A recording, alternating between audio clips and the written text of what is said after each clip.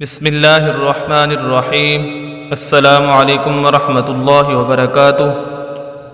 دوستو، روزے کے مسائل کا ذکر ہو رہا تھا، اسی سلسلے کا آج مسئلہ نمبر 4 یہ ہے کہ کون سے ایسے لوگ ہیں جن کے لیے روزہ رکھنا جائز نہیں ہے، شریعت ان کو اجازت دیتی ہے کہ وہ روزہ نہ رکھیں۔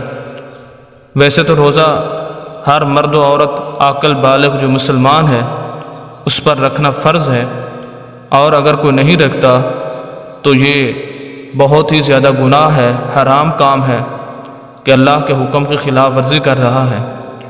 لیکن کچھ وجوہ ایسی ہیں، کچھ لوگ ایسے ہیں جن کو شریعت اجازت دیتی ہے کہ وہ روزہ نہ رکھیں۔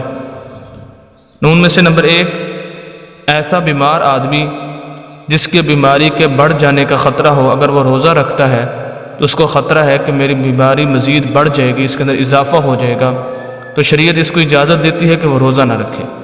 لیکن جب یہ تندرست ہو جائے گا یہ بیمار، ایسی صورت کے اندر اس کی قضا اس کے ذمے ہوگی۔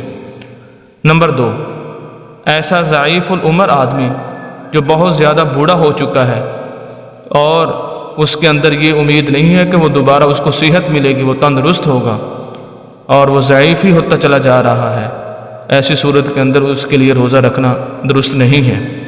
ہاں، اب اس کے ذمہ قضا تو ہے نہیں، اس کا حکم یہ ہے کہ وہ فدیہ دے گا، اور فدیہ کی مقدار جتنا صدقۃ الفطر دیا جاتا ہے اس کی مقدار اس کو فدیہ دینا ہوگا ایک روزے کے بدلے۔ یا یہ ہے اس کے لیے حکم کہ صبح اور شام ایک مسکین کو کھانا کھلاتا رہے، تو یہ اس کے روزے نہ رکھنے کا فدیہ ہو جائے گا۔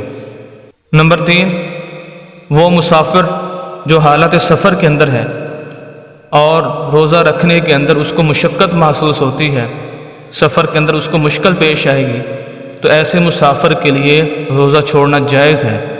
لیکن اگر مشقت نہ ہو، بآسانی وہ روزہ رکھ سکتا ہو، تو بہتر یہی ہے کہ وہ روزہ رکھ لے۔ لیکن اگر نہیں بھی رکھے گا پھر بھی شریعت اس کو اجازت دیتی ہے کہ حالت سفر کے اندر وہ روزہ نہ رکھے، لیکن بعد میں اس کی قضا کرنی ہوگی اس کو۔ جب مسافر آدمی مقیم ہو جائے گا تو پھر اس کی قضا کرے گا۔ نمبر 4، حیض اور نفاس والی عورتیں اگر ان کے خاص ایام شروع ہو جاتے ہیں دوران روزے، تو ان کے لیے یہ حکم ہے کہ وہ روزہ چھوڑ دیں اور بعد میں ان کی قضا کر لیں۔ تو یہ 4 طرح کے لوگ ہیں جن کو شریعت اجازت دیتی ہے کہ وہ روزہ نہ رکھیں اور بعد میں ان کی قضا کریں۔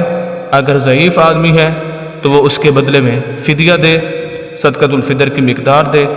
تو یہ 4 آدمیوں کے لیے روزہ نہ رکھنا جائز ہے، باقی سب کے لیے روزہ رکھنا ضروری ہے اور فرض ہے۔ امید کرتے ہیں کہ آج کی ویڈیو بھی آپ کو اچھی لگی ہوگی۔ ہمارے یوٹیوب چینل کو ضرور سبسکرائب کیجئے گا اور گھنٹی کے بٹن کو ضرور دبائیے گا تاکہ ہر نئی آنے والی ویڈیو آپ حضرات تک پہنچ سکے۔ والسلام۔